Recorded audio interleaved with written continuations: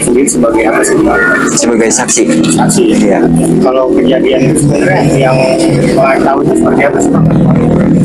Yang kejadian itu kebetulan waktu itu saya lagi di warung, posisi saya lagi di warung, terus ada pengendara motor yang berpakai seragam yang bertulisan ITC itu lewat, terus langsung dilempari batu.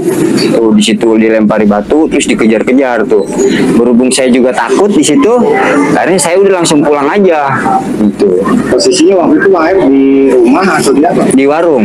Di warung. Iya, lagi di warung. Itu berapa orang yang terlibat apa? Waktu melemparnya atau korban itu berapa orang? Kalau bicara kita melempar, saya kurang tahu ya. Masalahnya di situ juga anak-anak, ya ada sekitaran 8 orangan lah di situ banyak. Cuman yang memepet itu ada 4 motor. Motor. Iya. Dong, berarti kan sempat juga beredar tuh katanya korban ini kecelakaan ya. Itu bener nggak? Bener apa enggak? Emang itu yang abang cerita? Iya, emang itu yang saya lihat. Maksudnya hubungan abang dengan para pelaku atau yang terlibat dengan kasus Dina ini sebatas apa sih? Nggak ada sebatas teman, nggak ada. Bisa tahu aja itu anak-anak sering nongkrong di sana di depan bengkel saya. Oh, emang ada tongkrongan? Iya, di situ. Kan pas kejadian itu anak-anak lagi pada kumpul di situ. Itu. Iya. Udah begitu saya tahu begitu, berhubung saya juga takut, akhirnya saya pulang. Tapi belum tahu memang ada 2 korban yang meninggal pada saat kejadian di Cirebon. Belum tahu.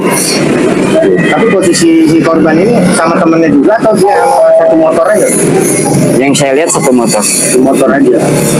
Tapi sama siapa korban ini nggak pernah ngelihat dia nongkrong juga di sini? Nggak pernah. Nggak pernah tahu. Nggak pernah hadir di sidang juga. Waktu sebelumnya belum Pernah dipanggil sidang. belum pernah hadir saya. Kalian sendiri di Cirebon kerja atau gimana sih? Kerja Sebagai apa sih? di bengkel cuci mobil. Iya. Berapa lama sih? Sekitaran 5 tahun saya di situ.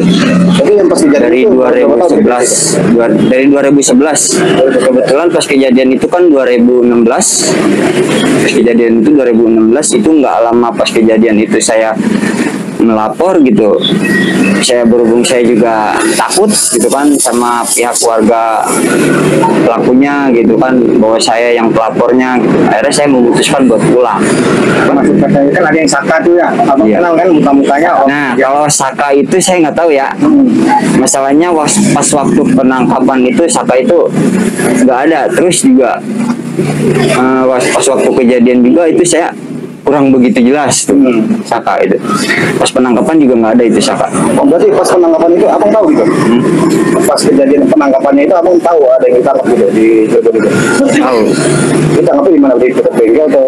Iya, di depan bengkel saya, di tempat tongkrongan itu, di tongkrongan itu. Berarti ditangkapnya di depan bengkel abang Adi gitu? Iya. Tongkrongannya ya? Tongkrongannya. Terakhir nih, waktu kejadian persis nggak melihat kondisi korban ini seperti apa sih?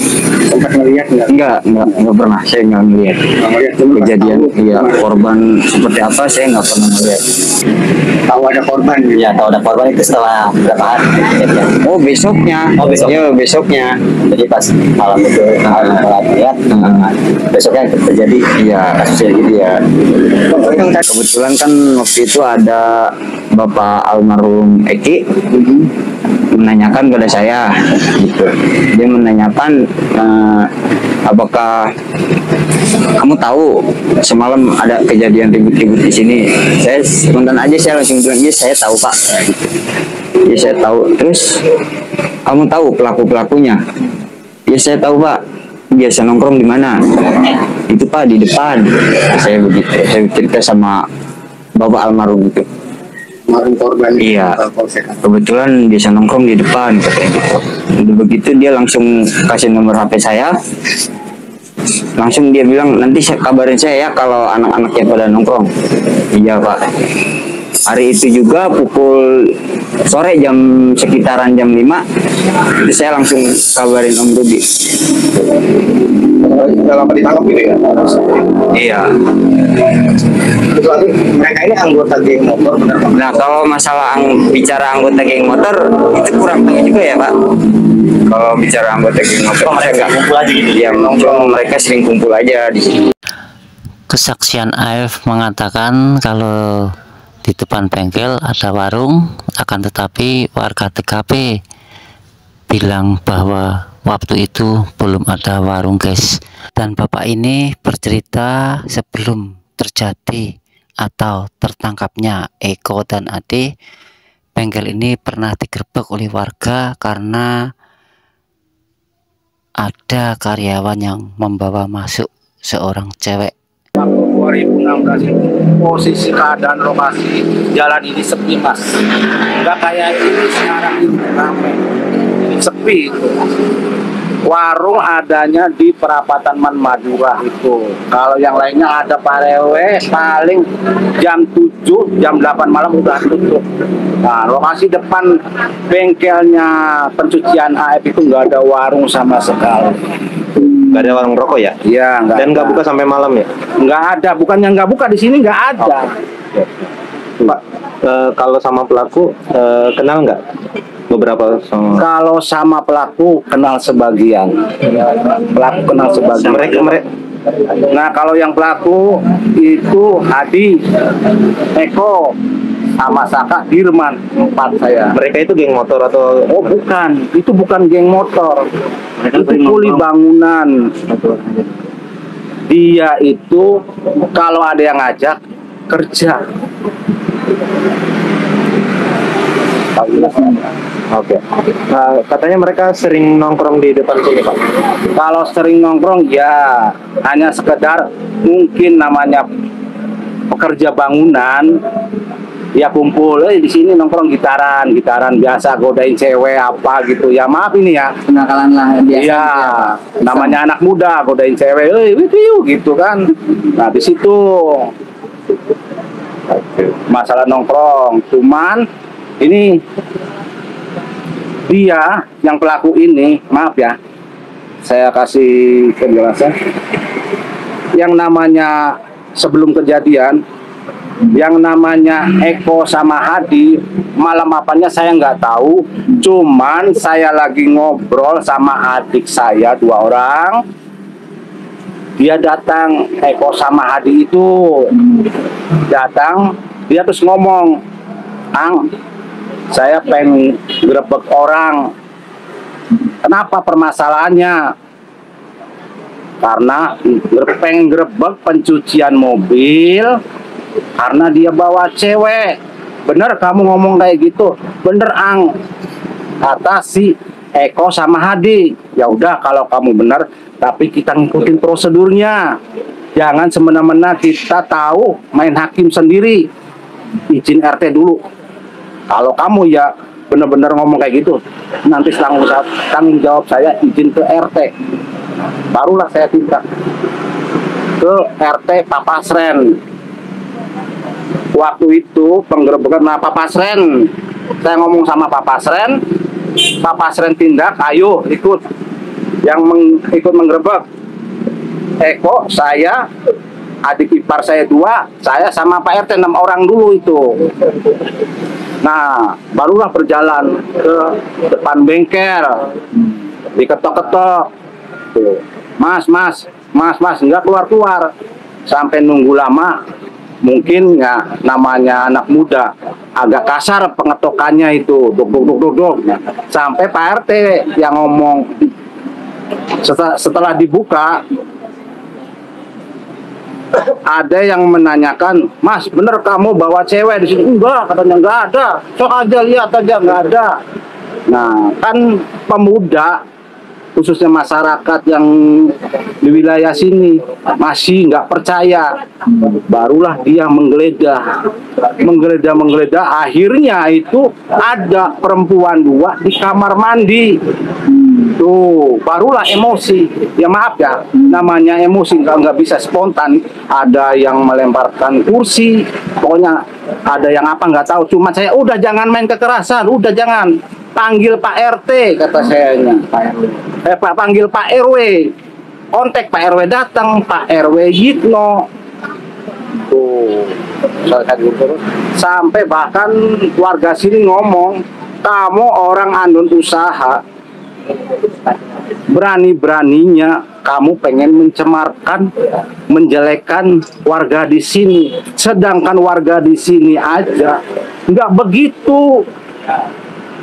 Emang nggak ada respon, maksudnya nggak ada tindakan apa ya dari AF sama itu, mungkin bersalah apa ya, nggak ada respon apa.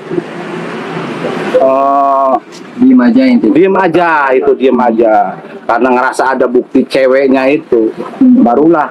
Nah sempat RW itu ngomong, ya kalau seumpama pakai kekerasan saya nggak tanggung jawab, baru itu diam semua warga itu dari omongan Pak RW itu. Usut punya usut, udah lama-lama udah beres. Pokoknya warga di sini jangan sekali-kali lagi kamu bawa cewek. Nanti saya ingatkan lagi, jangan sekali-kali. Tapi penggerebekan itu banyak Pak yang tahu Pak. Nggak ada malam. Yang tahu ya pokoknya itu yang terakhir itu Pak RW. Jadi ada 6 orang waktu kita penggerebekan, saya, Adi, Eko, adik ipar saya 2, sama Pak RT. Itu juga Pak RT yang maju duluan, itu yang ketok-ketok. Mungkin waktu itu memanas, sampai sama saya ngomong sama rekan-rekan, udah panggil Pak Yitno aja, Pak RW suruh ke sini, biar tahu ini pendatang berani-beraninya ibaratnya pengen berulah di sini. Pak, penggerebekan itu ingat nggak di tanggal berapa? Saya nggak ingat. Tapi sebelum atau setelah Eko sama Adi ditangkap? Sebelum ditangkap. Ya kalau bulan, nah Masuk bulan Agustus. bulan Dekat- Agustus itu. Dekat dari peristiwa penangkapan itu ya Pak? Kalau penangkapan apanya? Eko sama Hadi ini. Kan ditangkap Eko sama Hadi ini. Ya deket, ini kan depannya. Ini kan Waktunya. oh selang berapa hari itu? Selang berapa hari? Iya. Setelah saya penggerebekan berapa harinya itu ketangkap, 3 apa 4 hari saya lupa itu. Maaf ya.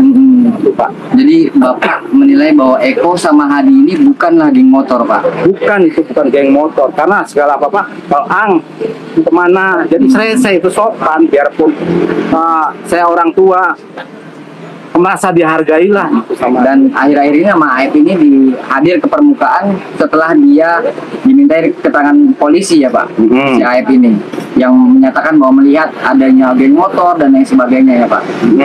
Nah sebetulnya di malam itu ada nggak sih Pak keributan-keributan di sini Pak? Nggak ada Mas, nggak ada keributan. Nggak ada geng motor. Kalau di sini sebenarnya nggak ada keributan, di sini aman-aman aja Mas, nggak ada permasalahan, nggak ada. Nggak ada tudingan di belakang showroom, ada mohon maaf ruda paksa terhadap Vina, pembunuhan terhadap Eki dan lain sebagainya. Ada nggak Pak di waktu itu ada rame-rame begitu, ngedengar nggak sih? Nggak ada. Kalau semua ada keributan paling masyarakat sini RT RW, lapor RT RW dulu. Nanti yang tindak RT RW. Nanti yang menangani RT. Sepengetahuan saya selama di sini gitu. Boleh saya minum?